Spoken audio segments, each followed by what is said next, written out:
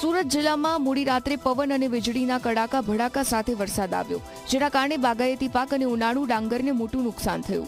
જે ખેડૂતોએ ડાંગરને સૂકવવા રસ્તા પર મૂક્યું હતું તે પલળી જતા નુકસાન થયું છે। જોકે ઓલપાડ તાલુકામાં મોટાભાગના ખેડૂતોએ ડાંગર કાપીને મંડળીમાં પહોંચાડી દીધો હતો, જેથી તેમનો પાક બચી ગયો છે। જોકે જેમને ડાંગર કાપવાનું રહી ગયું કે સૂકવવા મૂક્યું હતું તેમને મોટું નુકસાન થયું છે।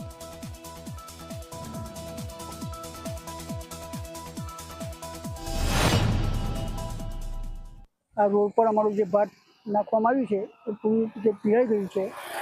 હવે બીજું કે ખેતરની અંદર પણ હાલમાં અમારા હજુ ઊભું છે ભાત, તે પણ પડી ગયું છે પવનને લીધે।